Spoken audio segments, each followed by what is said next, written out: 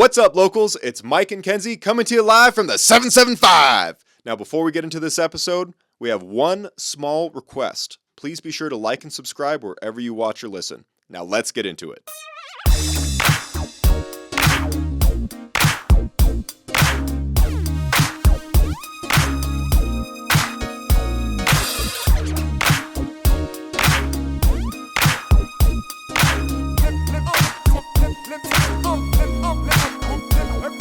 Locals, we have a very special duo with us today. Two community leaders that are making waves in Reno by creating larger-than-life visionary artwork and also inspiring dream chasers to live authentically. Emerson and Ben, welcome to your favorite Locals podcast. Thanks for having us. Hi, guys. We're excited. Hello. Excited to be here. Yes, we're so excited to have you here. You have no idea, actually. Off the mic, you were talking about, like, this popped up on your For You page. Yeah. We were actually wanting to reach out to you. And there was For this a weird while. synchronicity where it's like, should we wait? Let's get bigger. And then you reached out and it's like, oh, this is the perfect union. So, do you guys buy into synchronicities? Oh, Just yeah. talking about it right here. Right when we rolled into the parking lot, she's like, oh, 222, we're in the right Literally spot. Pulled into the parking lot. Yes. It was 222, and I was telling him like the synchronicity level for me today has been through the fucking roof. Tell us, what happened today? Oh, I just think it's like there's these moments in time, and I don't know if you can relate as a woman, but especially around like our normal monthly cycle, as I'm starting to like rise into my ovulation phase, I also just get hit with a lot of, you know, whether you call them downloads or ideas or synchronicities, I don't care what you call them. It's just that feeling that is all-consuming, overwhelming, takes over the body, and it's that feeling of like knowing. And so for me, it's, you know, it's just these little moments. I was going to go paint a mural in a bathroom, and just before I go do that, just standing outside and just that level of gratitude that consumes you, I feel is the precursor to synchronicity. And then the synchronicity comes up through the symbols, the signs, like when you can start to look at your life as this giant oracle, then you can really pick up on these little moments, whether for him and I, it's like ravens or hawks, like those are totems of ours that can kind of bring that level of, oh, like pay attention, right? I just think synchronicities are moments of pay attention. Are you listening to what life has to offer you, essentially? Totally. Do you believe in synchronicity? This is That's where kind of we're a very longer different. story for me, but I didn't really pay too much into it before I met her.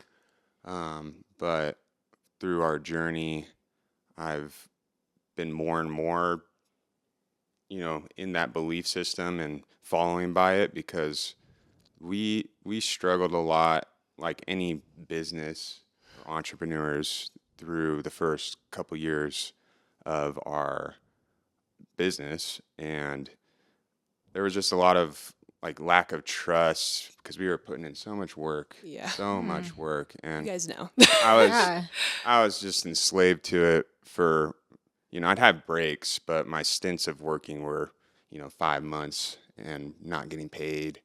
And, you know, it's something just kind of clicked in me because we would be talking about like and having these hype moments, like hype, we're going to do this, we're going to do that. And we just got to keep, you know, my word of the year is perseverance. We just got to keep on that drive and persevere. And, things started happening that we, you know, I don't really love, like, I didn't used to love the word manifestation, but really the things that because it's just overused, I believe, but, you know, the things that we would talk about all the time and say, this is going to happen, we just need to keep going. And it started to happen, like all these big things started to happen, or we'd complete these big objectives that, like, actually you would think, you know, there's so many things that could get in the way of that objective, and just one little nail just taken out, and the whole thing would have crumbled away, especially with our Burning Man projects. But they all succeeded, like, insanely well. Like, it was just incredible. And after, I think at the beginning of this year, I was just like, my stress was kind of lifted, and I just said, everything has been happening exactly the way that we've been like believing it would. And so now I do believe in synchronicities. I do believe in manifestations, but in the form of you don't just say something and say, oh, it's going to happen. Like you do work for it. And, Exactly. and you do. And so a lot of stress has been taken off of me because now I just kind of allow things to happen and flow in my life. And so now we're here, we're having this podcast, and I feel like this is, the movement we need alone, and meeting great people too, and to help each other, grow our businesses. Isn't that the point? Yeah. We run into a lot of people who don't really mesh with us very well, and they're trying to get ahead on their own. And we've just realized that, like, our goal is to work with people, not alone, but work with them because, we work better together, right? It's power in numbers. I didn't used to believe that. Anyway, I'll get off the mic for a second. No. I just to come off of that with you, like, the resonance, right? And I love that you're like, we were wanting to reach out to you, but you said it. You're like, we wanted to get big enough first. That right there, that level of thinking is why so many people don't succeed. Whatever success you want to call, like, right? Succeeding doesn't necessarily mean like I have all the dollar bills in my fucking bank account. It's like succeeding for me is like to just know that even one life is breathed easier, right? So success, however you define it, I still believe there's that hurdle of self-worth, right? Of I'm not big enough yet. Which is just essentially the same tone of I'm not worthy. I'm not, like, something was happening in your guys' mind and your body and your system, which is supernatural and it's human to say that, like, why me, right? Like, why us? Why would we be worthy or deserving of doing that?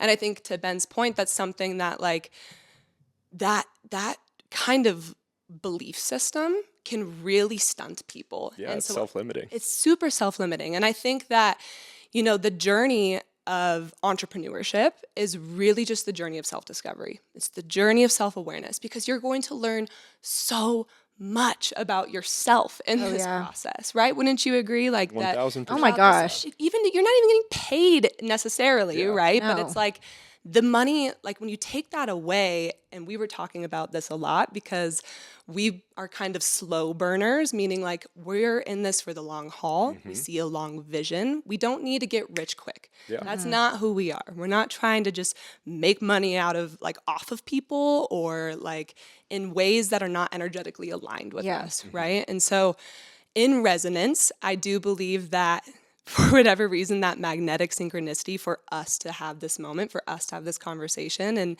you guys for saying yes. Like that level of resonance, when those waves hit together, they begin to build and amplify and grow. And to Ben's point, I think that's what we view Golden Black as, is we view it as this collective of both light and shadow, right? Because it's like, I tend to be the more like woo-woo spiritually. I love the term woo-woo, by the way. I know. I haven't heard anyone else talk about woo-woo that way, but he always said woo-woo. And so just to hear you say that, I'm like, whoa. There it is. Yeah. And it's like, I did not always used to be this way. I was hyper in tuned with universal energies, cosmic energies, earthly energies, whatever. As a kid, I think we all are. We're all inherently psychic. We all have inherent abilities to be clairvoyant, claircognizant, clairaudient, whatever it may be. We're just very fuzzed out. We just need to get our connection a little clearer. But that does not mean I'm like religious, or that I'm like or even like I would say hyper spiritual, because I think spirituality, especially as of today, is getting kind of Convoluted. What's that word? Yeah, maybe it's convoluted. Maybe commodified. Commodified is a A lot good of people word. are selling it. Yeah, and that's I would love to hear your guys' kind That's why I don't like using the word manifest and all this, because they're overused words that are beginning to mean nothing, and they're used to sell themselves or products or whatever. Usually both. He's very much my yang or my yang. Like, he's the one that's like. I tend to be Oh, yeah. I'm a pessimist too. when it comes. Oh, to well, this is everything. great, actually. Are you guys seeing mirrors?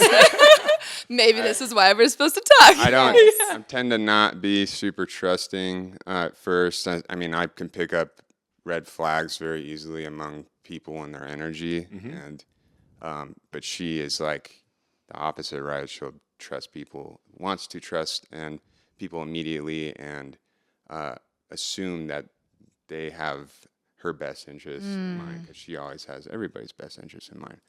So I'm kind of the protector, and she's the Which is she's the so believer. good. That balance that you guys have is honestly like a match made in heaven, I feel.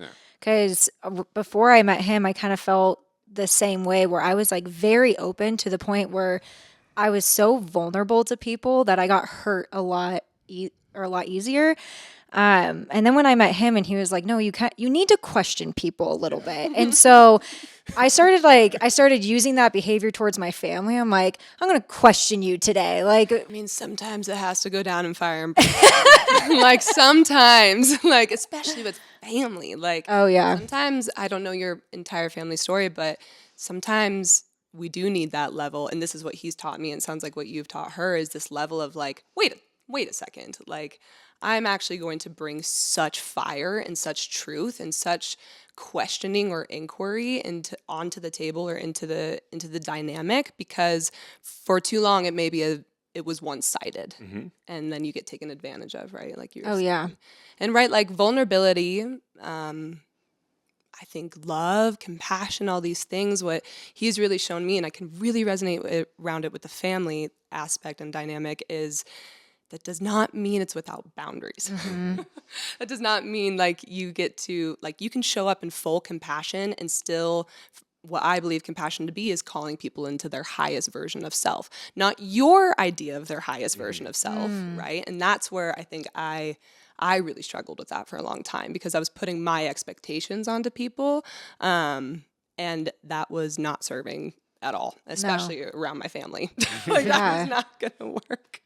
So I actually wanted to ask about family, like since you have been stepping into what we've seen, like Hermetic magic, like all of the stuff that you've been talking about, how has your family and friends during this journey over the last, I don't know if it's been 4 years, but how have they reacted to this?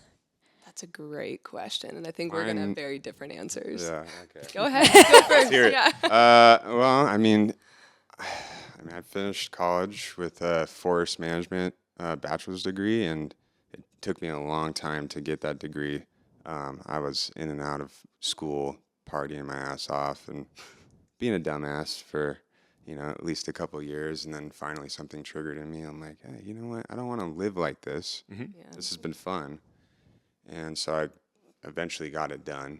And my parents were gung-ho about it. They always wanted me and my brother to complete college and, do the normal thing, right? You get the job and you stick with it and you rise up the ranks and you make the money.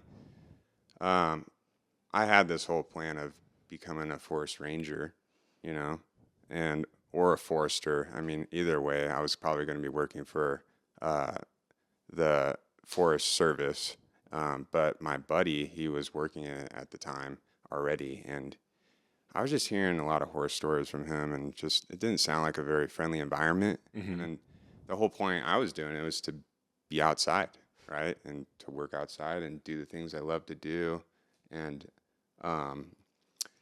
it ended up sounding like it was going to be a lot of desk jockey work. That's surprising. Yeah, I mean, well, during the summer, on the lower ranks, getting paid less, you can do field work, and that's what you want to do. But during the winter, you're going to be, at the agency, just, Pushing papers on the computer, working for people who, I mean, may not love their job, is what it sounds like, or they're not there for the same reasons, or they lost purpose because maybe they were going in there for that and then realized, hey, this is not it, and then they get grumpy with their lives, but they actually choose to stay, right? So I ended up working at a weed store for 4 years, and I ended up quitting smoking like about halfway through that. Really? Yeah. And Why?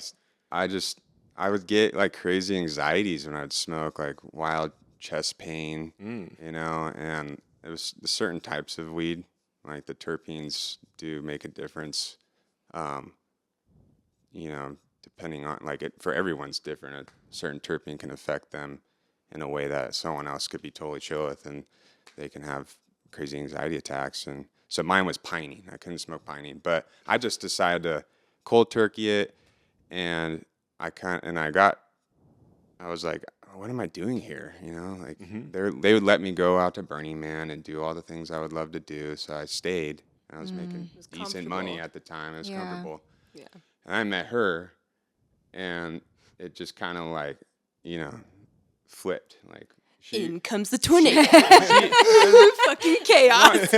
More like the belief system. Like she. I mean, I was getting into like, you know, working with my hands more, which was something I would never thought I would do in my life. I always thought that I was terrible at being a mechanic and, you know, doing whatever. Maybe I just didn't have enough practice, or lack of interest. That's a big thing too. And so I started building mountain bike features and just like, you know, random things that I thought were cool, and like DJ booths, light fixtures that were kind of, you know, rudimentary and simple, but you know, you got to start somewhere, right? It's so fun though to start doing unique stuff like that. Cool honestly, stuff. Yeah. It comes back to the synchronicity. These opportunities were just, you know, because once you made the decision to stop and leave the weed store, it was like all of a sudden life opened up. it opens up. Well, I feel like comfort can be a creativity killer. Like if you're comfortable in a space where you're not being pushed outside of that, it's very difficult to go further. Where you're like, okay, I can make ends meet here. My bills are paid. And beyond that, the push outside of that, like you guys are on an entrepreneurial journey making like cool ass artwork, like something that takes a lot of effort, a lot of time, a lot of creativity. I've never seen anything done like this before. I actually was stalking your Instagram a little bit, and I saw this video that you put out saying that you actually have seen other artists doing similar type of work at one point. And I was like, oh my gosh, the way that you do it though is so unique. And so like you can tell it's like the stamp of Emerson is on there. Like truly. So the 5-year-old and like what you guys created together, the cube, like what you guys created at Burning Man last year, I was blown away with what you guys are capable of. I mean, that's just the beginning, to be completely honest. Like if you just started working with your hands recently, holy shit. Like, look at what you just created. Yeah. Like, I guess, kind of, sorry to interrupt you. It all comes down to passion in the end, but really, like, the main drive and the power of all of that happening, and there's more to this story, but we only have so much time, but it's having a proper belief system, which I didn't really have. You know, I had people that helped me in my life. Like my family's been great to me, but someone to say, hey, you can do whatever you want to do, right? Like you got this. I feel it in you. Like you have the drive and the ability. And she would hype me even through the beginning of my, you know, just kind of random ass shit that I would put together. I'm like, this is so sick. And, you know, eventually we get here, right? And that's it, right? Like you just need someone to tell you you're doing a good job. Keep freaking going. Yes. And I'm that for her as well. You know, we both get into slumps. It happens once a month for each of us. And around the full moon. Luckily, the other person is always there to be like, dude, we are good. We are like, this is all happening perfectly. Like this one thing happened that has now triggered this whole crazy thing that's going on, but dude, everything, it comes back to the manifestation thing, right? And like the synchronicities, like it all has happened the way that we've planned it, and there's always going to be the dip to remind you how good the high is. It's important to have the low, so you can have the high. You can't just be on the drugs all the time. Yeah. Otherwise, the constant ecstasy is going to turn you into a robot, right? So, and not appreciate. So, yeah, Well, I think, I had this thought around this idea today around like the way that we put meaning to our lows and highs, right? And at the end of the day, when we talk about manifestation, we talk about, again, all the woo-woo shit or the hermetic magic, right? I love that you said that. There's real nervous system and real neuroscience to this work. It's not just this like, I just believe it and will it and it just happens, right? But like magic and alchemy, and to be an alchemist is that there's that level of action, but intention and presence with what you're wanting to do and the belief and faith in that is paramount. Because what's happening in the brain is there's actually this part of your brain called the reticular activation system. And when you can begin to program that piece of your brain, which is essentially like this little part of your brain that's always looking. It's just always on. It's just kind of, I view it as like eyeballs that are allowing for information to like come in, right? If you program your RAS, is the kind of the acronym for it, to say like, okay, I want to do podcasts. It's a great example. I'm going to program my RAS now to do podcasts. So all of a sudden my field of awareness grows, and then all of a sudden you guys pop up on my algorithm, right? Some people might call that magic. Some people call that synchronicity. I call that we are all connected in a field of energetic plane. Everything is energy. So if I can send out an energetic ripple into the field of existence, which it looks tangible, it looks real, but in reality, it's all wave, right? And so if I can send that wave out, ripple it out, then those opportunities will come back. Again, that doesn't mean that I don't have to message you and say, hey, I would love to do this with you guys, right? Doesn't mean that we don't have to get ready and show up and like actually do the thing. So I think that belief system that he's talking about it's one of the most important things that we can do for each other, not only as humans, but especially in relationship, right? In romantic relationship, especially because you're supposed to be each other's teammate. You're supposed to be each other's partner, right?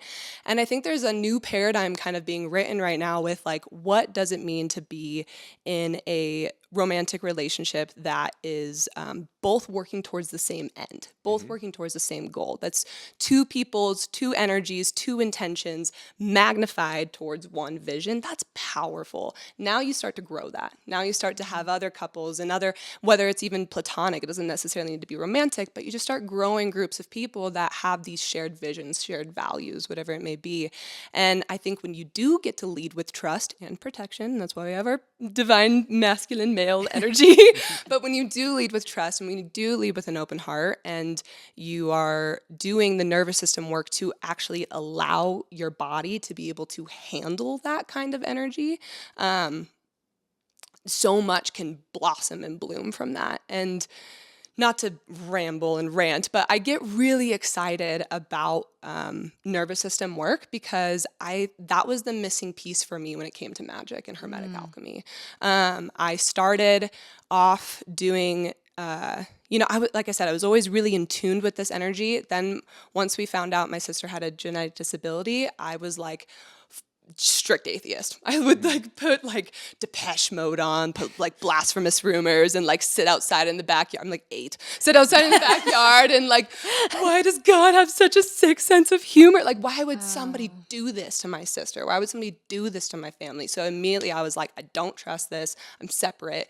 Fuck life, essentially. And I just struggled with depression from like probably 8 years old onward. And like, would have these fleeting glimpses of like magic and beauty and synchronicity and all these things and believed it in my heart. And I was deeply infatuated with religious systems at a young age and just was really infatuated with oracle, tarot, any kind of occult kind of situation, I guess. Yes. Which back to the family thing, that really came from my mom. My mom was the first person to introduce me to Egyptian mythology, she was really into voodoo and kind of more into the New Orleans kind of magic.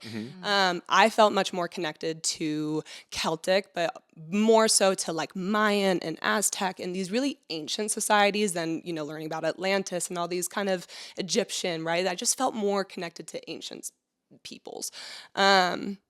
But all that to be said, like my family has always been extremely, extremely supportive of me. But just with the nature of trauma that existed in my family from such a young age, and I always say, like, my parents had a whole life before they had a kid with a very severe genetic disability. So I have no resentment towards them. I can only imagine what that must have fucking been like. And especially them just, they didn't really have an opportunity to go do what they wanted to do. It had to be stable. It had to be. And even then I would say a little chaotic of a family, but we're really loving. And so like while I had the belief system, I had no stability, I feel like. And it was like no stability inwardly, it felt like no stability outwardly, or the stability in my life was suffocating because I was a competitive swimmer, an academic. Like all I wanted to do was art, but was pushed into this realm of like, kind of similar to you, just this do the path. The rigid pre-planned do the traditional. Do the just traditional. popped up in one generation too. I feel like that's pretty normal It's super normal. And now for our generation. Yeah. And now we have this new generation that's like, wait a second. It doesn't have to be like, that way. hold on. I'm going to be a TikTok influencer or whatever, you know? It is Just way different. super different now. And yeah, I guess I don't mean to ramble. When it comes to this artwork, when you're like, I've never seen anything like that before, or you say there's other people who've done this, like I've been doing this since I can remember. Like I've just been drawing it in the sand. I've been doing lines. They've evolved and have changed and have shifted, but it's always just been how I look at it is like, I get present, I get quiet, I get connected with my breath, and then I just let my hand fucking move. I just let this thing do what it wants to do. And but it feels like when I'm in that state, it feels like, I don't like to externalize it and say it feels like God is moving through me or source energy is moving through me or whatever. It's like, I'm so connected to the field. I'm so connected to my capital S self, the true core of my being that is connected with all other things, that I can just simply be in flow. And so like I view my artwork as it's just my flow state. And it's been really cool to like witness Ben kind of unlock his too, because I think his flow state really originally started with mountain biking. And ever since when we first met, he would give me these little like keys of what to do with paintings and stuff. And I was like, wow, that guy's a fucking artist. And he doesn't even know it yet. Unlocked potential. Yeah, exactly. Yeah. So speaking of God in this capacity, do you believe in the muse?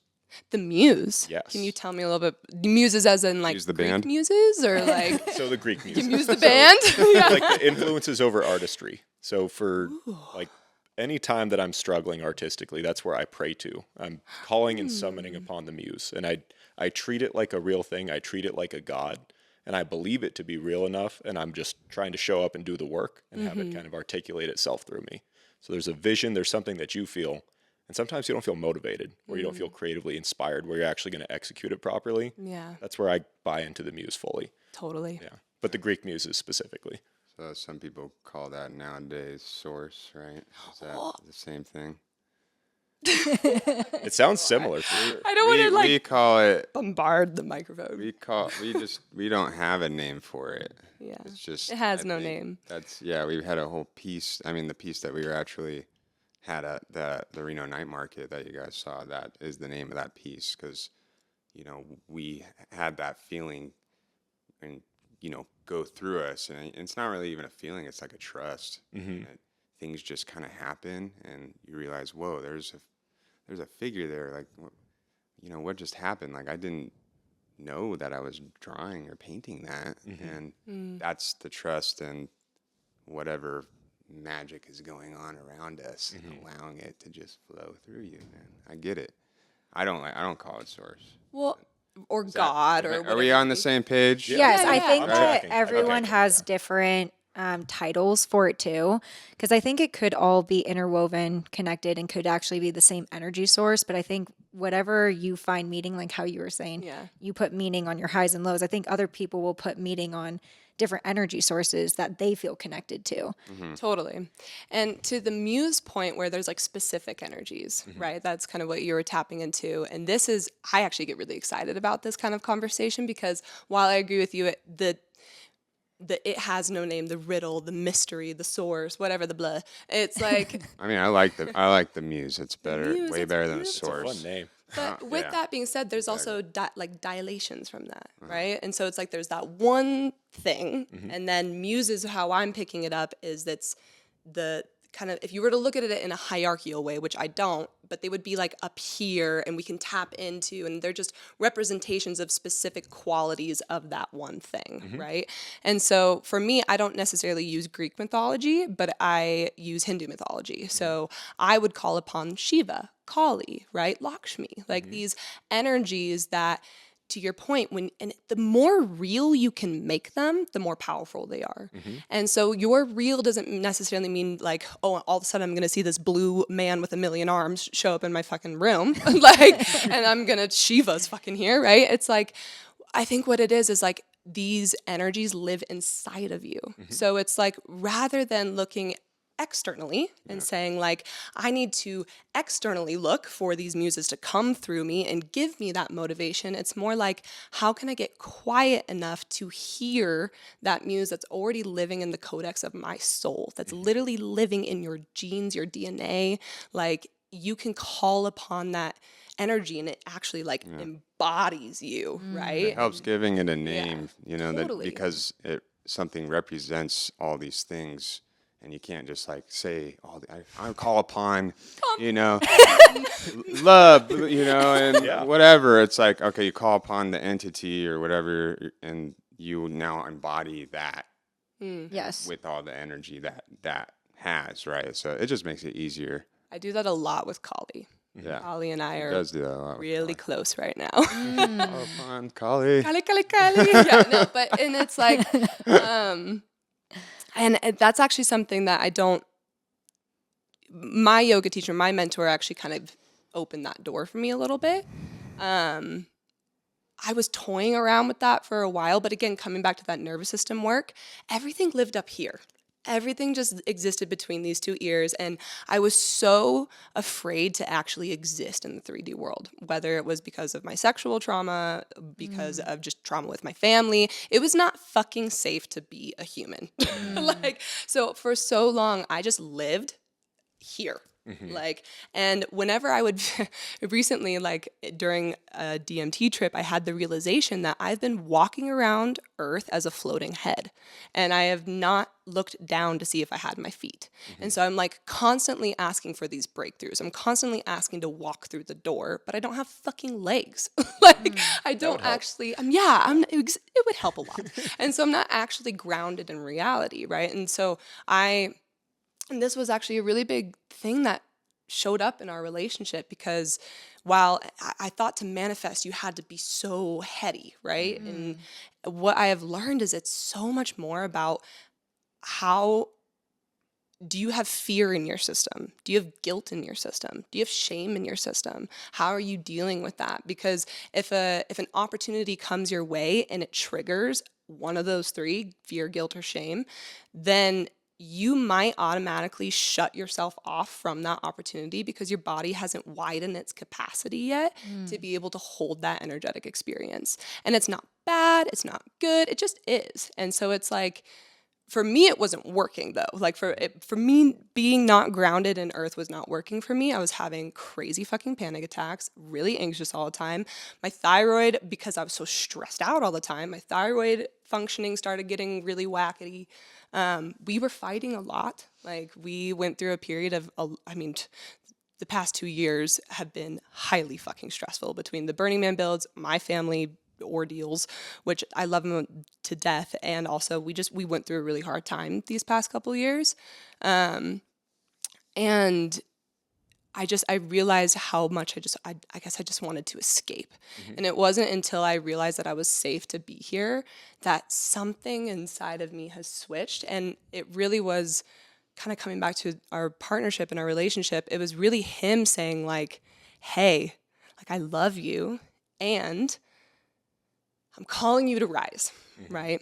Like, I can't have you be freaking the fuck out every day in panic mode, because my panic mode is rage. It wasn't every day. It wasn't every day, but like it felt like every day for me in my life. More often than it needed to be. Because even though it's not, you're not saying it out loud, maybe it's happening up here. So, to the level of anger that exists in my body, and I still have to process every now and again, but I now have tools to be able to process that, back to that nervous system work, and actually being able to be in my body rather than like trying to get down and being like, oh, fuck, like I don't want to be here, right? Which just makes me angry and grief-ridden and sad. And then all of a sudden it would be like I have 7 different selves in my brain, and they're each telling me a different story.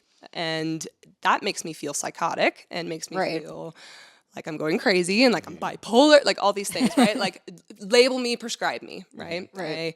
And that was my life before I met him. I was on all the antidepressants, the antipsychotics, the anti-medication, all the anties. All the psychotropic fun stuff. Yeah. And it wasn't until I cold turkeyed that, did a handful of fucking mushrooms, and I had a very eye-opening experience. I was in a really bad place of my life, and I realized right then and there that, I don't know, like, again, it wasn't serving me. I totally just went off in like a totally different direction. Yeah. I don't even remember what the fucking question was. Muse energy? Is that how we got here? No, Been on like this little journey going on. I know. I really love what you were just talking about, though, because it sounds like you have been going through a really intense and powerful healing period of your life. And it's showing in your artwork, but it almost seems like your artwork it's like saving you in a way. But it's really, I don't know, it's really beautiful because it's powerful when you see it on other people's bodies. I go to Elite CrossFit. I have a couple people that got tattooed by you. And one person in particular, Christina, she had the Phoenix Rising. Oh my gosh. First of all, I told her that we were going to be interviewing you guys, and she was like, she gave like a full synopsis of her experience with you. So shout out Christina. Thank you for doing that. You're so cool. But 2, like, you had such an impact on somebody's life where they literally wrote in such detail and such positive, I don't even know. It was like a testimonial to her life. Like, you changed her life. And we were like, I was saying, I hope somebody were so nice to write something about me like that. Because it's the way that she wrote about you is so sweet and so endearing, and also captured all of your artistry, all of the efforts that you go through, like the ritualization of it and making it sacred for her was really, really cool. And it was exciting to read. Great testimonial. So can I have that, Christina? Yeah, I know. I will. Yeah, I'll share it with you. But I think just like from reading that experience, hearing you, following you for a couple years now, I feel like. Wait, what? Oh yeah, you've been on my radar for a while because I was like, I kind of want to get tattooed by you. I mean, whenever you. I know. I would love that. But 2, it's just I feel like I've seen almost this healing journey that you're going through right now, and like you're blossoming through it. That's a really cool feeling in my heart right now. Wasn't that almost your word of the year was bloom? It was on my word, but now it's magnetism. That's my word. We've moved on. Blooming didn't feel quite right, and so I went to magnetism. Yeah. You already bloomed. I don't know. That's a profound thank you, first of all, and thank you, Christina. And this is a really profound feeling that's happening in my heart and in my body. And again, back to the nervous system work, I'm so grateful I know how to fucking breathe, because like normally this would, the amount of like energy I feel in my system right now would normally shoot me up and out of my head to a point where I'd be like disassociated and like not here. And so to hear that reflection is really profound for me, because I've never looked at it that way. I've never looked at it as like my art has been healing me. And now that you've gifted that to me, you've gifted that reflection to me, like that is fucking profound for my own journey, right? And it only makes me want to go harder. It only makes me want to go more. It only makes me want to be more in like service, right? Because for me, it's like the alchemy path, it's for you first, And just as you do it for yourself, it naturally ripples and it naturally becomes in service, right? And so, I feel like that's a really cool, profound feeling. And to that point, I think that just goes to show how art in general is healing. It's not just my art, right? Like the whole point of like what we're doing as a business is like, we want to show people that being an artist is vast and it's limitless potential. You guys are artists right now. I call this the art of conversation. It is a pure fucking art to be able to set all of this up, do the time. No, it's real, and people need to know because something I'm not good at. It's real. It takes a lot of energy, to do this kind of work. Yeah. You know? Well, it's really fun. It's super fun for us. Love it. Exactly. Masters at the craft. And it's an art form. And like, so, right, Golden Black is just like, we just want to be this collective that ripples and says like, anything that you do in a form of creation and share it with people, which comes back to the nervous system work, because you have to be able and ready to share it with people, able and ready to share your voice. Like that to me is, I guess, what's so healing about it, is because as you go on this entrepreneurial journey and creating art and creating these things for the world to experience, you're simultaneously going inward. Oh, saying, yeah. Am I worthy of this? Can I do this? Am I capable enough of this? Do I deserve it? Like all those questions start running in your head. And what I find is every single time, yes, you are more than capable of it. Yes, you are more than worthy of it. Like, Yes. And every single person has a unique shared expression to give. You have your own beautiful life experiences and really hard life experiences. And we were having this conversation yesterday where I'm like, Ben, it's time to share. It's time to unblock the throat. Oh, yeah. Unblock the sacral and share. Like, we want to hear your voice. We want to hear your voice. And even if, and you got to get out of this mind frame that society wants to put you in of like, well, do I have enough followers? Like, it's not about that.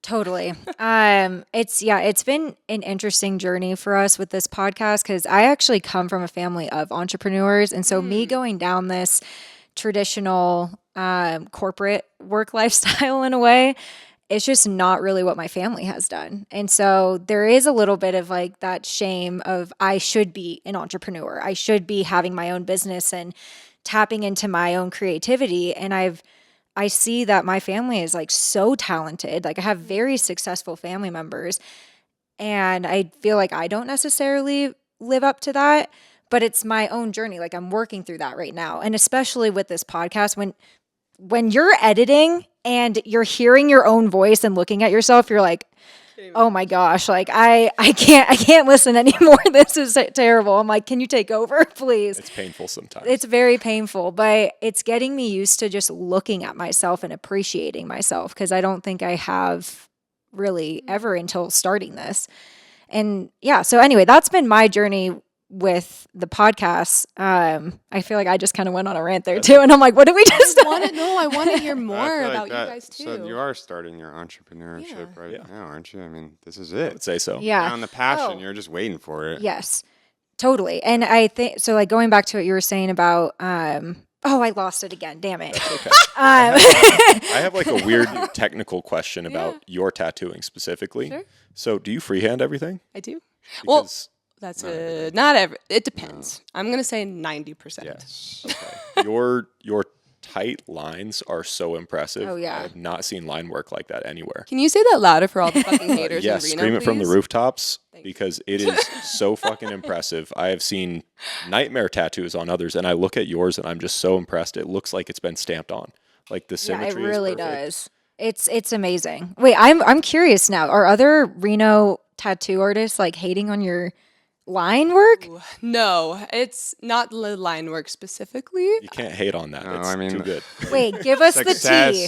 Give us the Success tea. comes with trolls and haters, and she gets her fair share that I have to Really? fight every day because she gains more and more every day. That is how you know how successful you are becoming. Like you need to learn how to deal with those random blows that come in and just let them wash over you and go back to that knowing that, wow, I'm actually doing something really good right now. Oh, yeah. People hate me for it, and it's fucking with their egos. Uh-huh. You know, that's what it is. Like they just they want that, and so they're gonna try to shit on you and bring you down so that they can rise. Well, it's pointing a finger, but you've got 4 pointing back at you.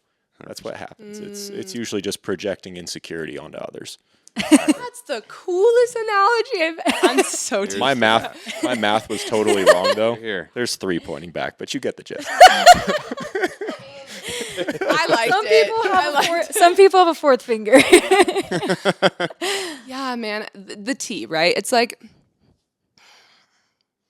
I don't want to go into like specificity or anything like that, because honestly, in specificity, I don't really fucking know. It's just like, it's Reno's small.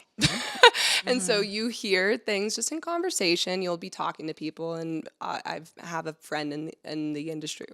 Well, I have a friend in the industry, and also another really great friend in the industry who I've had some beautiful talks with. Actually, her name's Kenzie with Twofold, and I totally follow her too. she's amazing, truly a fucking amazing human being. And I'm a self-taught tattoo artist, so right off the bat, I'm gonna get shit.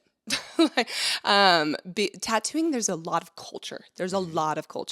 And because somebody who just comes in as a self-taught artist also comes in having, I would say, a pretty high worth off the bat really quick, which comes with its own thing.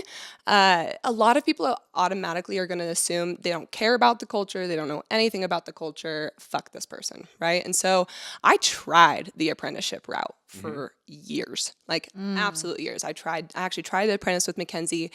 She did my whole back. I told her, I was like, I'm getting my back done in dedication to the industry. I'm getting my back done because this is the kind of work that I want to do. So I want to know what it feels like so that when I do it to other people, I can empathize with that pain.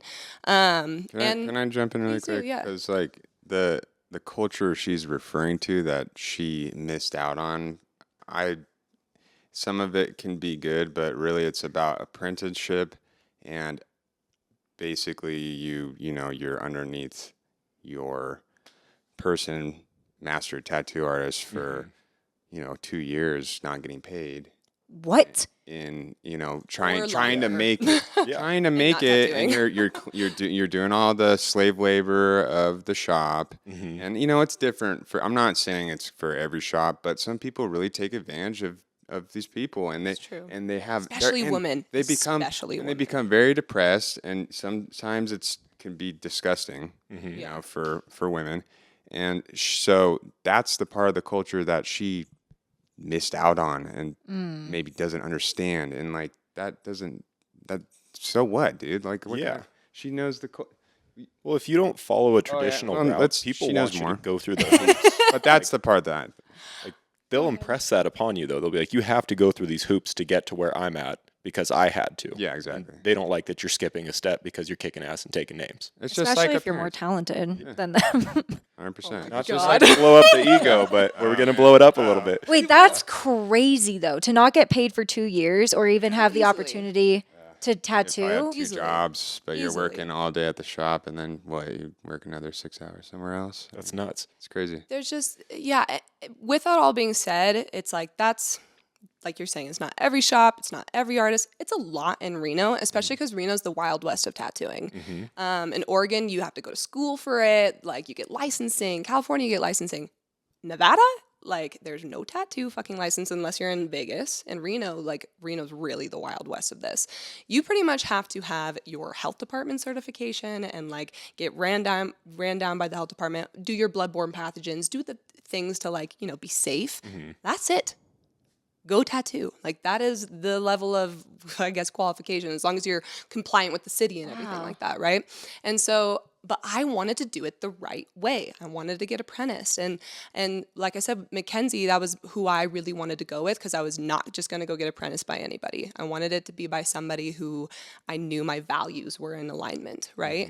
And she's a very mystical, magical woman. And so I was like, that's her. It just didn't work out because she had so much going on with her own business. And so there was no hard feelings. But what then clicked is my dad looked at me. He was like, do you need an apprenticeship for Nevada? I was like, well, no. And he was like, what the fuck are you doing then? Like, He's calling you out. He's self-reliance. Self-reliance. You are capable. You are smart enough. You can do this. What do you need, right? Mackenzie sold me her machine, like the machine that was using, because she had gotten a new one. So that felt like a blessing, right? Oh, yeah. And then I found just synchronicity started happening, right? And then this permanent makeup artist named Haley Palmer took me on, and I worked with her, and I would see her tattoo eyebrows and eyelids and crazy shit on the fucking face, and I was like, well, this is not really what I'm wanting to do, but like, but she taught me she taught me how to run a business with tattooing and all the fucking business licenses and just the insurance, all the shit that nobody fucking tells you about. Especially as an artist too. Yeah. You want to do the artwork. You don't want to have to go through the paperwork. Oh yeah. I quickly learned it was like, oh, me being an artist means I have to be a businesswoman. Those two cannot be separate. And at least to make money with this, right? And to have a very fruitful life in that way. So long story short, I got a place relatively like within 3 months of just fake skins and YouTube videos and tattooing myself and tattooing friends. Like then that a space opened within that kind of complex. It was smaller than like this little setup here. No And I was way. paying way too much for it. But it was a great place to fucking start. And started there. Within 6 months of tattooing, I was told, no naked bodies, there's too much incense, and like we can't have naked people walking around, because it was a Botox place. Oh, I was like, wait. No, there was like a hairstylist in the back. There's Botox up here and permanent makeup artist. And then you have this hippy dippy fucking ritual girl doing sound bowls and naked people walking everywhere. And it smells like incense and weed. And so she was like, I love you. Sounds like a great place. Yeah. She's like, I love you, but this is not working out. Yeah. we need you to leave. And essentially it was like as soon as possible. And I was like, fuck. Yeah. Like, No. I don't know what to do. Like I had only 6 months under my belt. What am I going to go do? I'm a self-taught artist. I'm going to go fucking try and apply at a shop. They're going to laugh me out the fucking door. So Benjamin, my synchronicity man, came in, and he was like, literally within 2 days of me needing to be out of that place, he's like, you'll never fucking believe it. I know the spot. The tenants need to be out in 2 days, or they're leaving in 2 days. Do you want it? And I went in, and it's like an old dental cleaning. It looked gross and horrible. I walked in with him and my dad and the landlord, and I just was like, no. Like, that's not it. And luckily they had vision, and they believed in me. They trusted me. It's a nice spot. I mean, It's a beautiful spot. There's a lot of light. You're on Yeah. the second story, and it's just super private. Has its own patio. Like, That's amazing. pretty dope. Yeah. Where are you? I'm in the Regency Way area across the street from like Magpie Coffee Roasters. It's Oh, very yeah. like hidden Right and next to tucked away. Bricks, Right next the to Bricks restaurant. Yeah. Yeah. Know that? It's a private suite. You'll never know where it is unless I tell you where it is. It's a gate code to get in, the whole 9 yards. Oh, wow. Yeah. Which again, I didn't know it at the time was going to be very divinely ordered because of the level of work that I do. Yeah. And with tattooing, I had a vision. I knew what I wanted it to be, and I did not want it to be your Sailor Jerry tattoos. I actually felt far more aligned with like the Japanese style of tattooing, and their kind of level of apprenticeship is, if you think 2 years not getting paid in a fucking apprenticeship is crazy, like a traditional Japanese mentorship is you are an apprentice until your master dies. Yeah. So it's like, again, it's like, and then people are like, this girl didn't know anything. It's like, no, I love this work so much. I'm so passionate about like what tattooing is and what it can be for the soul and for the mind and the body that I want to take it 7 million times further and go back to our ancestors. Why were they doing it? It was periods of initiation, going off into battle. You know, after having a child, you get marked. They're coming of age. There's so many reasons. There's so many of these beautiful transformations that happened. And now that I have my yoga teacher training under the belt, and specifically regards to the subtle body, like I now get to understand people's somatics and like how energy, and I've always been tuned into how energy just moves through people's bodies. It's just something that I feel and see. It's more of a feeling, I would say. But it wasn't, I don't know, like once I just started going with it and just chasing after the dream, and that comes with a lot of the haterishness as well, because in order to fund a business, I gotta fucking make money. Like, and so I'm gonna have to charge a rate that I can cover my bills. Oh yeah. And while we're building a business, like, I'm gonna have to charge a rate that covers my bills and then some, so we can invest it into Golden Black. And he has just been like the most, again, coming back to that stability. Like, I've been generating that while he has just been like sweat effort, just like, and it just comes back to that like teammate. So often I hear these like hatery things of, it's not that I have heard like, oh, well, she just does squiggles, so like it can't be that hard to do squiggles. And it's like the level of intricacy it takes to like Squiggles? precisely do certain things it's fine. Oh my gosh. But like yeah. I will say I've had plenty of people come in with traumatic tattoo stories saying like their artist was abusive, or their artist didn't give a shit about them, or whatever it may be. Or they're like, my artist had such a heavy hand and it was so painful that they come to me and they're like, I don't know if I could ever get a tattoo because I'm so afraid that it's going to hurt so much. And those people will fall asleep on my table because it's nervous system. If Wow. you go in fucking freaked the fuck out, Yeah. you're going to freak out. But I spend at least for my half-day sessions, I'm spending at least 2 to 3 hours in a conversation with you, doing oracle work with you, then going into somatic breathwork practice, then going into the energetic channeling practice, sound healing. Like, it is a production before I even touch you with a paintbrush. So Which is amazing. yeah. I have never even heard of that done before, truly. Like, and I love that it's a ritual because, like you said with the tattooing, this tattoo, for example, I went in freaking out, one, because me and my friend were like, let's get tattoos. But my artist didn't treat me really like a human. Like, I don't really know how else to explain it. He was, I was just a customer to him, and he was really rude. I got way more anxious, like, just thinking about doing it, and I still did it. Whatever. It's fine. I love it. It's fine. Yeah. But I feel like you make the actual practice of it so special, and to the point where people are writing amazing reviews about you, and you're leaving a huge impact on people's lives permanently and like energetically. Do you have Yelp reviews or something? No, if we had like if we had voiceover Yelp reviews, I would totally do a voiceover. Yeah. I haven't even gotten tattooed by you yet. I didn't know tattooers are on Yelp. I mean, it's just crazy because he sees it more than anybody, that like just the level of insecurity that I still have around it is. You're getting over it. I'm getting over it. With this conversation. This conversation is really healthy. Do you feel like insecurity is healthy to a certain extent? No, I don't think insecurity is healthy.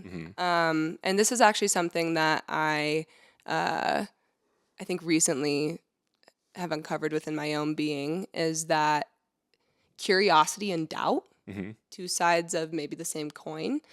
Doubt is insecurity, right? It's that I can't do it. Curiosity is like, why? Like, I want to get more in tune with that, or I want to dive deeper into that. So I think insecurity lives in the world of doubt. And I don't think that's healthy for anything. I think humility is healthy, like questioning ourselves, being curious about who we are. But no, I don't think like to shit on ourselves and to be insecure about who we are and what we have to share to the world is healthy at all. What do you think?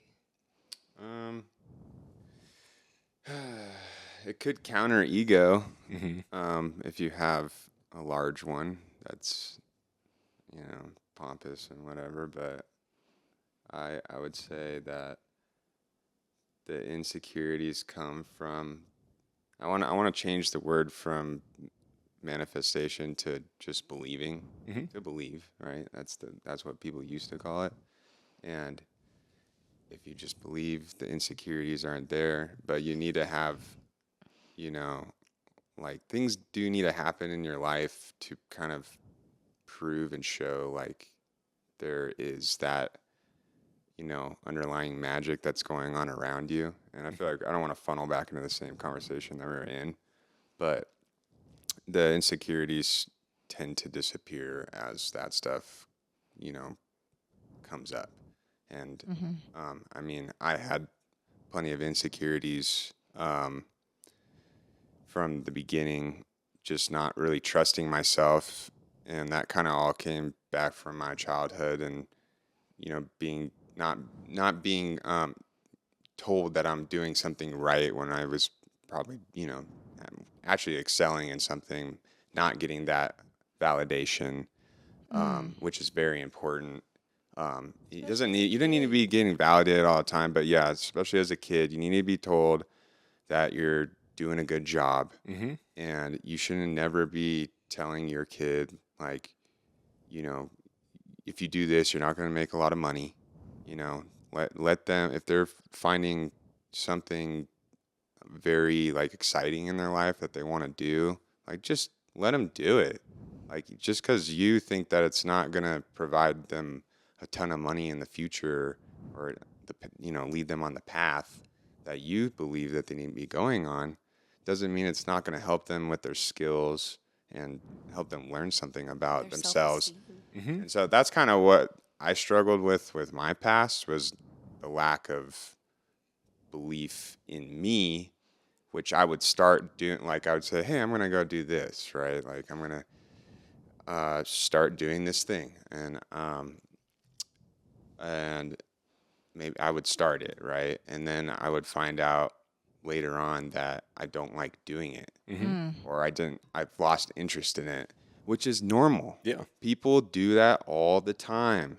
And I think for the older generations, they don't really believe in that, because they've been brought up to, you just Push stick to through. the path. Just push through, man. Yeah. Stick to the path. Don't waste time. Just keep doing it. You hate it, whatever. It's making you money. It's making your family money. But it's pretty normal, especially as a kid, to move through passions and hobbies. And I feel like my parents got accustomed to me stopping like doing things that I said I was going to do, and moved on to another thing. And I think eventually that led to their disbelief in me, And you committing to something. me committing, and them helping me to do it, or giving me validation when I did succeed. It's like, oh, Ben doing another thing that he's just going to quit in like a couple months or a year or whatever, like whoop-de-doo, and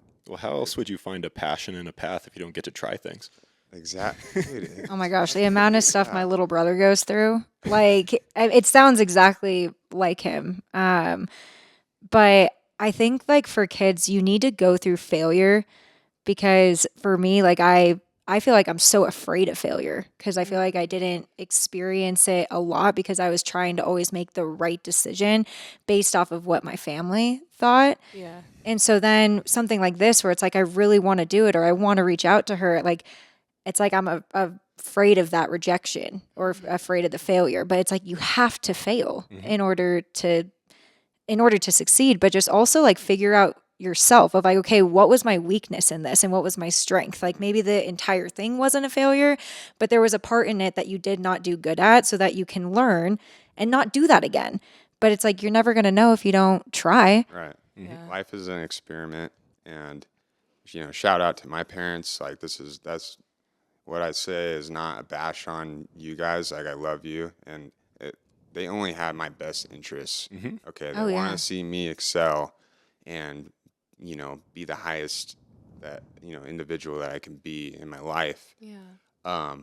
But the amount of control to push me towards a path that I don't even think they knew what the path was.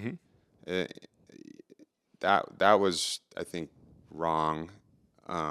But they have helped me a lot in other ways along the way, and I couldn't be anywhere close to being here without them. It's just not that black and white. But right? yeah, No. you need so many different support systems. They weren't necessarily there in that field, but they were there in so many other fields that, like, that's just, you can't even count, you know? So, but she is the reason why I've kind of, branched out from what I used to be, just kind of trial and erroring through shit, and now there's a passion and a drive and a knowing that we're going to get shit done, so that's it. I love that. Yeah. I just wanted to talk about like the creativity, because you guys were saying that it happens once a month, like maybe the motivation goes down. How do you fight through that? Especially as artists, like it's almost like you're supposed to be in this creative flow every single day, but then maybe the day you're supposed to execute, it's not there, and you're like, where to go? Like, how do you guys stay inspired or get into that space? Dude, that happens so much. You just like, you think you need to be doing something, and you're just like, we get mad at each other. Like, why is this not working? Like, why, we planned this freaking day and this time to bang out this piece, and we're just bagging on each other on like what we forget, there's like a control thing that happens. It's happened multiple times when we, in the beginning stages of us working together, and there was some ego, but it was very slight. Like, we've always worked very well together, but it's pretty natural for it all comes down to a trust thing, but some days, it just doesn't work, and we remind ourselves like, hey, like, every day doesn't need to be a day to get things done, but there is like I want to say like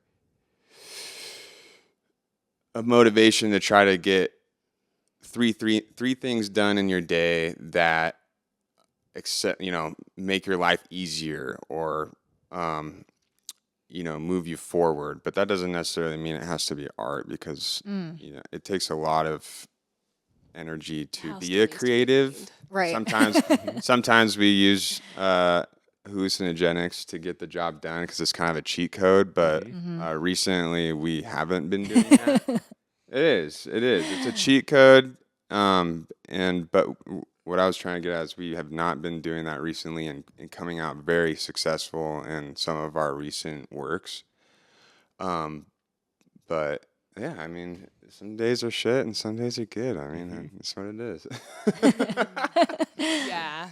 And also, like, I think, like, motivation, that's such a interesting, like, word around creativity too. For me, creativity is a practice, and I made it a dedication that I would be creative in some way every single day. It's who I am. Like, to be an artist means I am going to create every single day. Doesn't mean I'm going to pick up my paintbrush every single day, but in some way, in some shape, in some form, I'm going to tap into that etheric field. That's just because that is what art is for me, right? And like I said, that can just be sitting outside and just fucking contemplating life and staring and be like, oh, that was what I needed to do today, right? So trusting, I think that's a really good thing. It's like trusting in what your intuition and what your body is needing. Is your body needing rest? Are you listening to your body to say, like, the body's like, whoa, like, your motivation might be sky high, but I'm exhausted. Like, you need to be able to pull back and listen to that. What I will say, it's like, I don't think it's necessarily like, I don't think motivation is our problem. I don't think determination is our problem. I don't think any of that is our problem. I think it's fear. Oh my God, I was literally just going to get into that. It comes back to fear. Like, we are dedicated, perseverant, motivated motherfuckers. Like, we get shit done. What stops us is fear. Actually, I would have to say the opposite. Fear is actually my greatest motivation. I can't relate. Wow. because I was actually, she said fear, and I was literally going to jump into this because fear, I mean, through those two huge Burning Man installs was my greatest power. Wow. The fear of not getting it done and being successful and having, putting out all this hype and generating all of this donation money, and, to fail at that you can't, and because you only get one shot. Otherwise people are like, dude, this guy just took money from us, or we were watching all this happen and they're hyping it up and it just all turn to shit. Who is this guy? We can't be Fire And Festival. so, yeah. And so, we weren't making it enough to be Fire Festival, but probably could have went to Fire Festival. But, yeah, I mean, the fear, like if I didn't have that, it's not a good power, but I utilize the darkness when I have to. And the darkness can be strong. It's strong. I think not even lying. Love has never been stronger. I'm just saying, man. So yeah, and in that sense, stress has always been, very like powerful in my life with getting things done. It's not good for our relationship, but it really, lights a fire under my ass because a lot of times I just want to be hanging loose, just chilling, vibing. And but when you got a couple months to get a huge project done and there's a lot on the line, minutes start counting. I just don't think fear is sustainable. I think it worked for those 2 years. It's not. The timeline thing is not good. I mean, that's why we don't want to do Burning Man this year, is because that creates a timeline on a project. Really? Oh, you guys are not going to Burning Man? No. Fuck no. No, we need a break. That's a big ass conversation. Oh, wow. Well, maybe we can, we can talk about that another time. I actually was surprised that you're not going to Burning Man. We're just taking a break. Yeah. We'll come back in 2026, I think, for this big project that we're proposing. Yeah. We'll get into that later because that's kind of a secret. But yes, there will be a massive project, like 3 times, 4 times bigger than those projects that we did. And so we need time to just like think about it and rest and realign and maybe even we come to it and we're like, dude, we don't align with Burning Man anymore. Maybe we don't align with Burning Man. Whoa! Wait, what did she say? I said maybe fuck Burning Man. Oh yeah, my exactly. goodness. Okay, so same thing I just said. Maybe Wait, fuck this Burning is Man. blowing my mind right now. I've never been to Burning shit. Man. I've The actually hate always begins. wanted to. I would. Yeah, I actually would love to talk with you guys about that. I know that I want to be respectful of like your time too. I have no idea what time it even is. But I did want to talk a little bit about community, because especially like with Burning Man having such a eclectic community of people. And just also like the community that you guys are creating through your artwork. Where do you guys see Reno's community going in this industry? Like, where do you want Reno to be? Where is Reno right now? I mean, there's times when I think Reno is moving towards the greater goal of, what we think the greater goal is, and then I see it slip back 2 steps, and it's hard. I don't want to like even put any hate on any specific thing or entity, but It's just raising concern too. Yeah. Well, we're slowly moving forward. It's slowly becoming progressive in the scene, as I would call it, and people's awakening. But it's slow, man. It's slow. I think so. I'm 5th generation Reno, Nevadan. He's like 4th or. No, I think I'm 3rd. 3rd? Yeah. How the? Yeah. Anyways, which is amazing, by the way. When you guys told us that on Friday, we were like, how cool is that to have like family rooted in a place and to come up with that? Like our families are just transplants from everywhere. So that was just a side note. In its own right. Yeah. Somewhat. I don't know. Mine got erased, so I don't know where my people come from after like 3 generations. What? There's just so much mixing. Whoa. It's very confusing. So half the family went through Ellis Island. They like lost last names, got new ones. Whoa. Yeah. Wild. And then the other half is There's no way to track it. Do you feel like you have this very like wanderer kind of archetypal energy in you, like adventurer? Yeah. Oh my Yeah. gosh. Yeah. The wanderer is wandering in him. Like it's very Seeking. Yeah. Very much so. I like to be an individual from my family as much as possible. Yeah. So I don't like to adhere to what they want. Yeah. And that helps. It makes life a lot more fun. Oh, yeah. Yeah.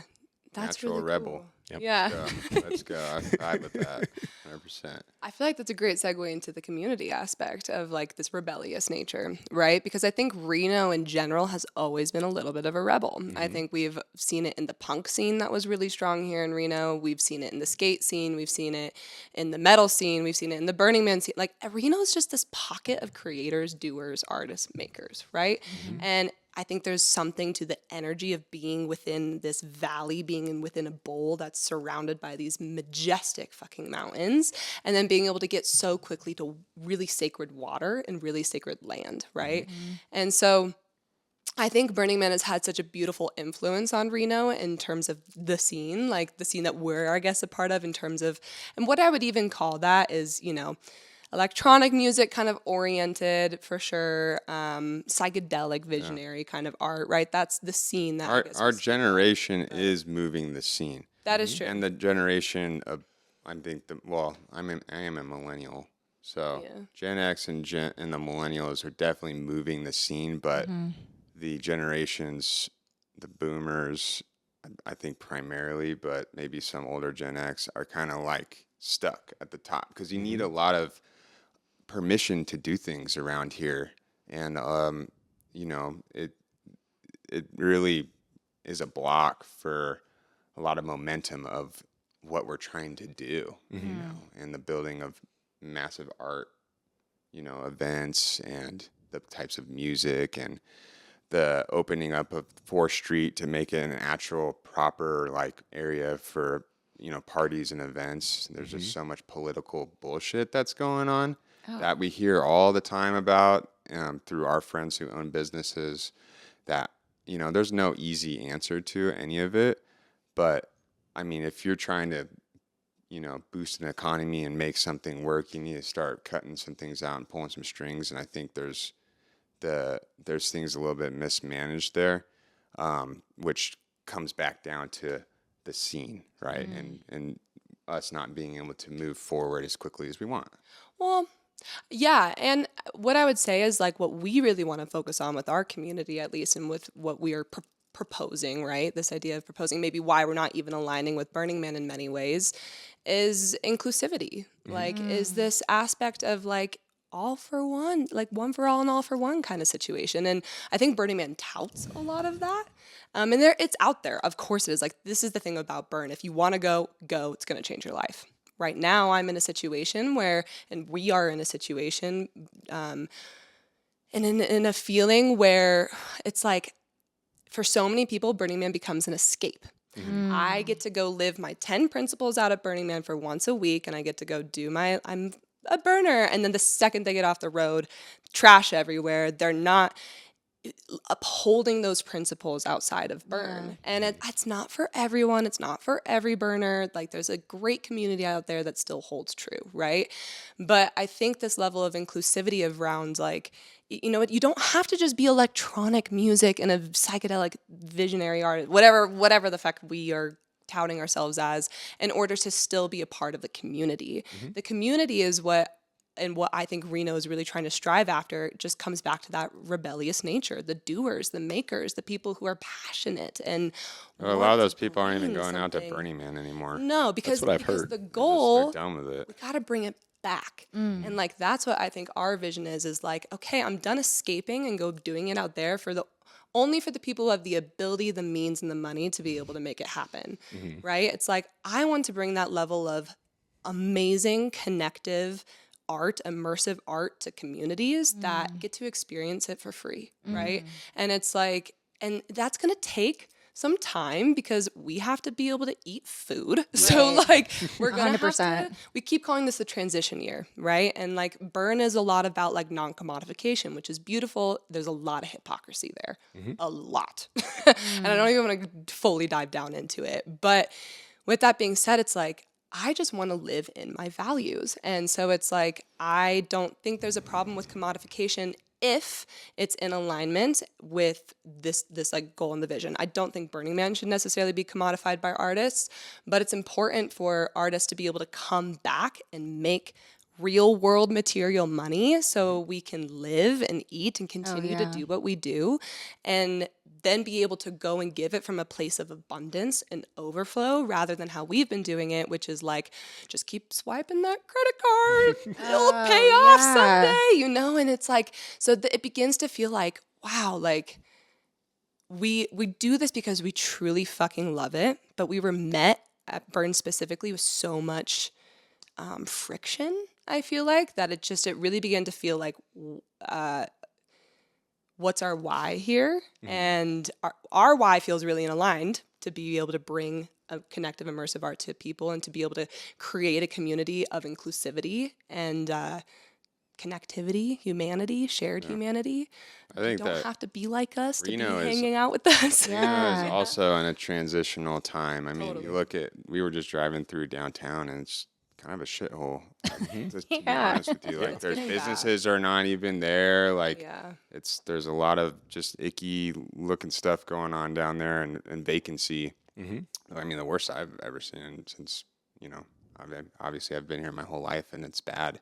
And that should be the hub, right? Like any downtown is, everything radiates out from 100%. the center, but That's your commerce point, usually. And now it's just kind of a thing where suburbia is taken over and everything is kind of functioning outside of the nucleus of our town, and it's really affecting us and our faith in the town too. Because I don't ever go downtown. I don't really want to go downtown. I used to be downtown all the time, and there was kind of like this big push and movement to make it a beautiful place and put in a lot of art and a lot of like really cool restaurants were popping in there, and we're having some sort of a renaissance. This was like 10 years ago. And I think COVID affected it. But there's too much faith in the casinos, unfortunately, and they don't do a lot to help, and they bring in a lot of tourists that aren't here on healthy means. Yeah. They're here to maybe party and trash bail, gamble their money away, whatever. Not everyone, some people come for the beauty that's not in Reno. Right. So they go travel to it after staying here. And I was just telling her about the events that Reno puts on and that have been going on for a long time.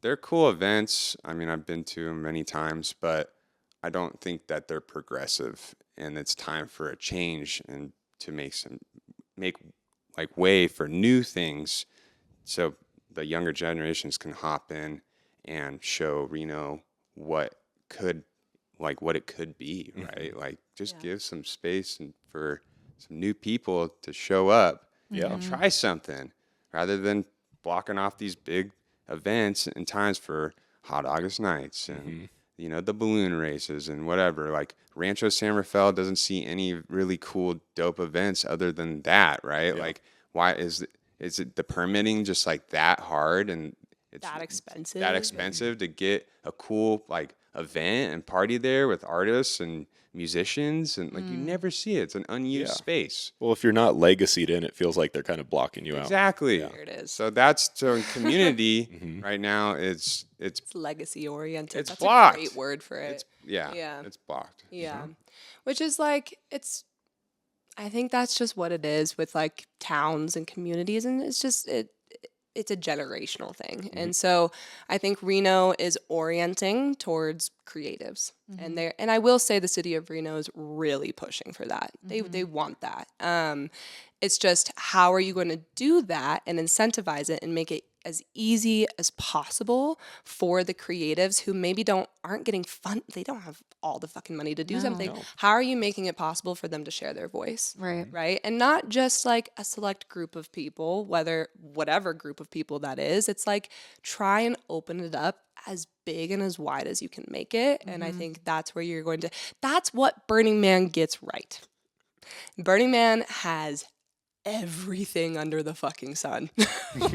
You're gonna you can go to the Robot Heart, like Housey, LA, San Francisco, New York vibe, or you can go to freaking the death metal scene and like go to the people who would like absolutely scoff at you, right? Not scoff. They would still look at you and say, I love you, right? For the most part.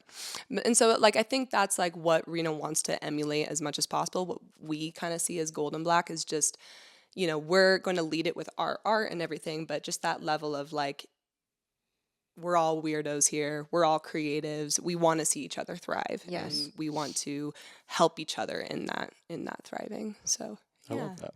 I love Reno. I do. Oh my gosh. Yeah. Yeah. It's so special That's why we're because still here. it's one degree of separation. Like everybody knows everybody, which is a great and a bad thing, but I personally think it's an amazing thing Yes. because like it just comes back to that level of connectivity Totally. and tight-knitness that I think is really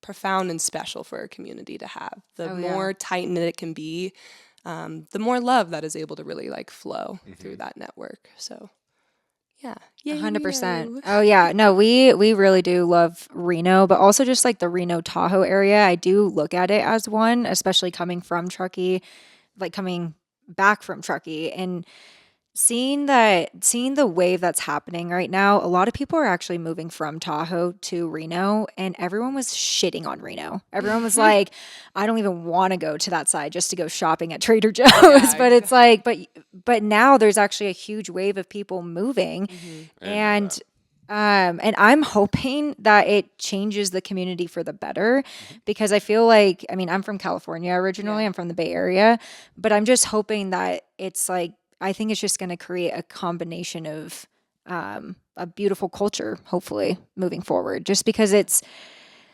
Reno gets such a bad rap, and I hate it. I hate that Reno doesn't have like. I don't. I know. I was like, let it have a bad rap. There's like a grease to it. There's a I love the grease. I Yeah. think that's part of it. We're grungy, we're punk. Like there's a greasiness to Reno that I love. And then we don't have a crazy influx of people. You know, that's nice. Just let it be slow. Yeah. But I personally kind of want it to change, because I also want my family to move here, and I think that's where it's coming from. It's like I want everyone to be together. How dope it is. Yeah. Everybody else. Oh yeah, no, they do love it. My older brothers actually, they just bought a house here, so they'll be like 5 minutes away, which is amazing. But yeah, I just love hearing what your guys' vision is for Reno, just from being third and fifth generations. Like, it's just so cool that you guys have stayed here. You guys want to make an impact on the community and make an impact on the people going forward. Like, I'm sorry, but you just don't see that where we're from. Like, there's so many transplants. People come from all over, and you never know when they're going to leave. So it's like, just seeing you guys wanting to stay rooted and create change is really powerful. Yeah. I mean, So I'm easy in art, yeah. right? I mean, Totally. I don't know. And that's what makes you guys some of our favorite locals. Yes. Ah, that was real. Bam. We do have one closing tradition that we do. Our last guest will ask a question for the next guest, but they don't know who the next guest is going to be. That's cool. So they wanted to ask you guys, as like separate individuals, what is your most embarrassing story? Fuck. Is it when it has to do with our business, right? Oh no, it can be. This is like a silly Interpret fun it question. however you wish. Yeah. Oh, it's embarrassing. Wait, what's the question one more time? What is your most embarrassing? Easy. Oh, is it easy? Okay, Yeah, it's let's easy. funnel through all this. I shit feel like real quick. I have one. I'll let you. I'd say, Emerson, you look like you're locked and loaded with I one. get it's embarrassing, but also kind of brutal.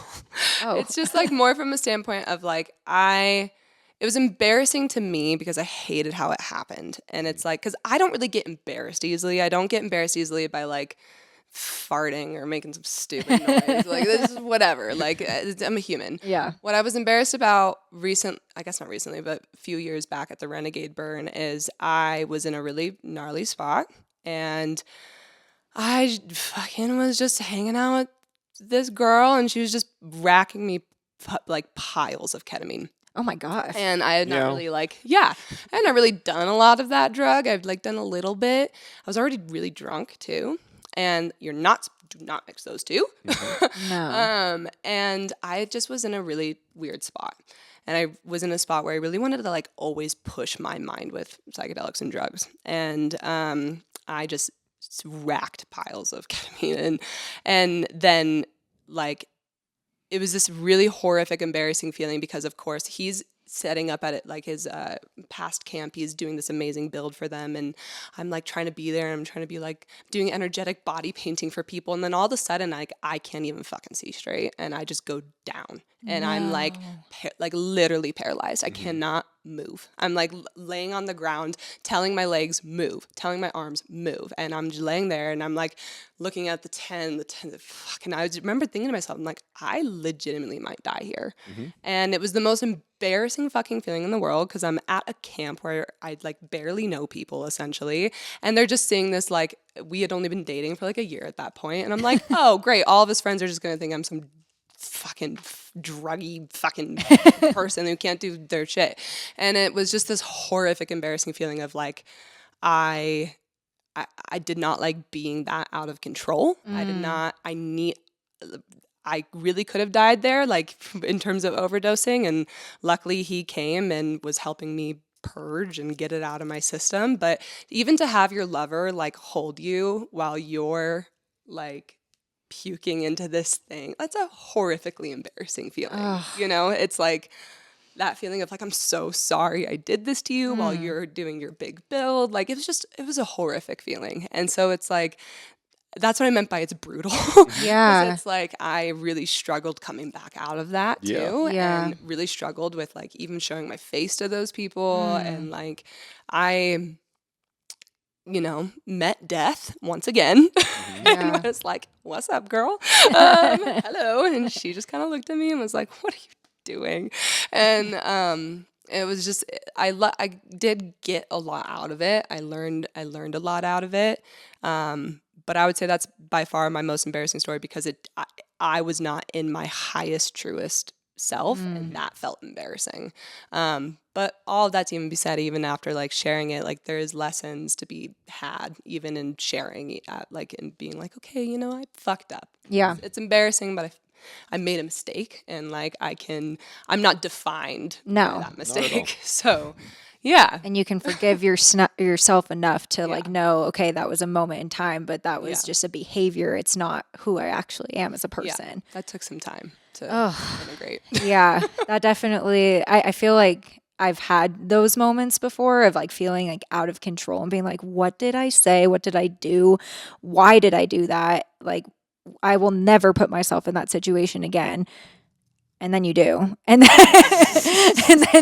you say it again. And so anyway, but I think a lot of people can relate to that. Yeah. I'm really sorry that you went through that. It's okay. Yeah. That is lesson learned. It's lesson learned.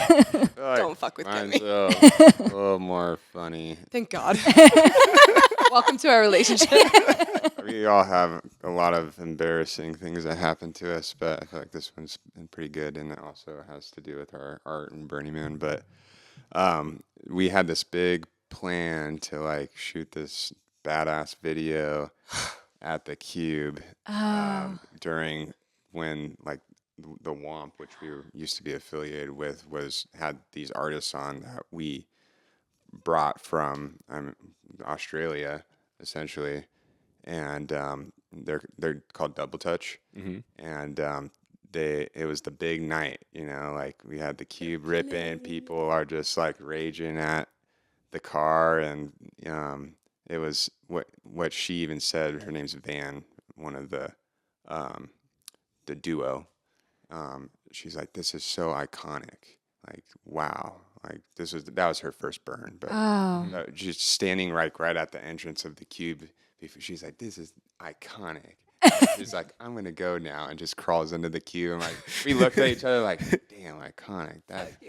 Oh my gosh. Sick. Iconic. And so we were like, oh yeah, we're going to shoot this sick video. And like the dust was blowing, and it was like this rad scene. And I go to launch the drone, and I like have it on the ground, and I kind of like see a cop like, you're not supposed to fly drones without a permit out there. And I kind of see a cop driving like pretty close to us with his lights off. And I'm like, oh, at this point, I'm pretty fucked up. You know, I'm probably on some L or something. Definitely was on L. And I like saw that guy, and so I moved. I was like, oh, he's driving that way suspiciously. I'm just gonna go behind the cube and I'll launch over there. And I go to launch it, and immediately whoop whoop, and he freaking comes and he pulls me over, and like the drone's in the air, starting to shoot the shot. No. And he's like, get on the fucking ground. And he's treating me like a total felon, right? Like a fucking douche, asking me like, how long have you been here? And I was like, like 10 years. And he's like, oh, I've been here 4, so it's long enough for you to know you're not supposed to fly drones. And what? He was trying to make it seem like I was being an idiot, like and a douche, like because I gave him like slightly like. Probably wasn't enunciating my words properly. Right. Little puddle. He was having trouble looking me up. He's like, you better not fucking do this to me or I'm going to take you right now. I'm like, dude, what the fuck? And in the whole time, in the background, they're singing their most... It's the greatest day. Yeah, the most iconic song. No. It's the greatest day I'd ever knew. Ben's like, I'd be in that moment. And I'm like, what the fuck, dude? And I haven't posted it yet, and I might. You need to. A drone comes down, and it videotapes me on my knees with the cop. Oh my God. And it shows all the cube and the fucking womp. That's and a it just dope me video. like, fuck, with the lights going on. Shut I have to see this. That's badass. And so I missed the whole fucking show because this guy was being a fucking asshole, trying to give me $100 ticket. And we're like, dude, this is our art project. Like, relax. He's being a total, like, fucking cock.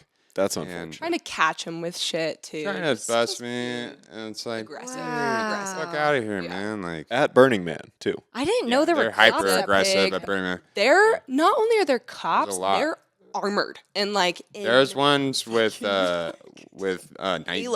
vision. What? They have like Halo warthogs that they roll around in. I'm not even Nice. joking. It's like they're like vehicles you've never even seen before, like specifically made for like military, but it's like a mega ATV, like you know what I'm saying? Say 4x4. the analogy. Say the Big analogy. Pen. Oh yeah, I had this crazy like what do you call it? Revelation. Revelation. Yeah. It was, I think, 2016, and we were out there watching the sunrise, which are absolutely beautiful. It feels like you're on another planet, like Dune. It's very Dune. Wow. And it's coming up, and I see like me and my buddy James are just sitting there, probably high on L again. Actually, one of the most beautiful sunrises I've ever seen in my life. And shout out to James, man. Man, being there with you, man, Life changing. it was rad. But I see a cop they rip by like there's a trash fence. It's the border of Burning Man, right? And then you look past that to see the sunrise, and cops will just be driving by all the time, like patrolling the perimeter, like Mach 100, dude. It's crazy how fast they're going. And I was like, dude, we come to Burning Man to be free, but really, like, we're just, and we think they're the pigs, right? But we're really the pigs in the pen right now. Because they come and they're just like, Yeah. it's a very controlled area. We may think we can do whatever you want there, and like, it's a free space, but no, it's a controlled space. And you really do feel like that after being out there so many times that like you gotta be careful, and you not only for the cops that can be assholes, and some of them are chill. Some of them are chill. Mustache ride is chill. And there's a big thing on that. The organization, they want you to tell them if there's cops that are doing things that are not right, but you also need to be really careful for the people who are out there to take advantage of everyone who's just trying to have a good time and be the best person that they can be. And that's we don't need to go into that. I'm going to end it here, but as first time burners, just be aware, like, there's mischief. Be safe. The culture is slowly changing. It's a really good time, and there's a lot of beautiful things, but be safe. There's a lot of people who are out there to take advantage of you. Yeah. Don't go alone. Don't walk alone. Especially if you're a woman, do not walk alone. Yeah. I mean, I don't want to turn this into a fear thing, but I think it's important to be aware of what's going on and just be smart. Yeah. Be smart partiers. Yeah. That's it. Burning Man trains you to be the smartest partier you could ever be. And strongest. There's an anarchist inside of me that thinks super soakers with a little bit of L might corral the pig pen. Oh, God. Oh, God. Yeah, so that's another story. Actually, that's another story. That's another story. This lady, so we were passing out mac and cheese on the street, and one of my buddies had a squirt bottle, and he was just kind of spraying down people who walked by with water, and this lady freaked out on him because he didn't ask for permission to just spray her because she had gotten dosed before, and it like fucked up her whole... Yeah. Probably had a bad time when you didn't want it. Yeah, because if you don't my parents have gotten dosed. You don't know you're on drugs and that shit happens to you, you're going to lose your mind. You're like, what the fuck is happening to me right now? I was chill. Especially out being in the desert. Yeah. Since you did just get it by soaking on you. Like, dude, it would fuck you. Yeah. Like, that's scary. That alone, honestly, might deter me from ever wanting to go. That would be a nightmare. Well, that's never happened. I don't think that happens. 10 years. It's rare. Don't let nothing terrible. Okay, well, something we can get into the next podcast. If But next year before we go to nightmarish has happened to me or her at Burning Man, and it's a low percentage, right? Just like anywhere, things can happen if you're not being smart and paying attention to your surroundings. Right? A lot of people don't, and they're overly trusting, and they bring their defenses down. And I say safety third. That's the secret thing, the code of Burning Man for me and my group that I've been going out there for a long time. Safety third. Just have it always in your freaking holster, man. Yeah. And that's it. And have a good time. Amen. Don't let that maybe you not want to go to Burning Man. Yeah. Well, please do go to Burning Man because it changed my life. Changed. Really? It broke me out. Changed my life. It literally was the key to like my salvation because I had problems with drugs, right? And it taught me how to do substances properly, and also taught me that I didn't need substance at the same time, all the time, right? So. It is a very good place to open you up to things that you've never fucking thought you would enjoy or do before. So do it. Yes, go to Burning Man. That's not a scary tactic at all. we need a crew 100% go. to go with. We can't be your crew this Not this in time. a couple years. No, I mean we're not. Yeah, we were not planning on going this year. Sorry, I'm like thinking about it. I'm like, I'm getting dosed. 2026. First year we went with no crew, and you meet beautiful people out there, and you make a crew. Totally. And they're like little camping zones where you don't go with like a theme camp or anything. You find your little crew right there. That's rad. Because the majority of people out there are freaking dope, right? So That's true. That's what it is. Yeah. Even after all these, I'm still sold on it. I still want to go. Yeah, 100% go. I didn't mean to scare you. The reason I'm an artist is because of Burn. Yeah. 100%. Yeah. Anyways. That's amazing. Sorry, I'm like I keep thinking about the squirt gun, and I'm like I don't want to experience that. But no, I've heard such amazing things come out of Burning Man, and I've seen it change people too. Like we have a close friend that recently went last year, and it changed her life. So yeah, I think I'm probably not ready right now. I definitely want to go in with like a positive mindset to it, but I love hearing your guys' experience and also telling people to be aware, because I think when you are in such a vulnerable state of mind, it goes out the window to take care of yourself and surround yourself with good people. And not everyone is necessarily good there. Yeah. So we're going to have a whole conversation about Burning Man at a separate podcast. Yeah. We can do like a pre-burn, like what to look out for, what to do. Yeah. Yeah. I mean, how to stay safe, but how to have fun. Yeah. Right? It's important because a lot of people don't know that. Idea. Yeah. Fuck yeah. We'll come with a list. Yes. Well, thank you both. Oh my gosh. I love talking to you guys. I love getting to know both of you. You guys are cool as fuck. Yeah. I want to get to know you guys more too. Thank you for Yes. So many questions. Yeah. Oh my God, it's about you. You guys are our favorite locals. So It's been a very welcoming space. And Yes. I'd be happy to join again and do. Please do. yes, that would be amazing. Thank you. Seriously, thank you. Uh,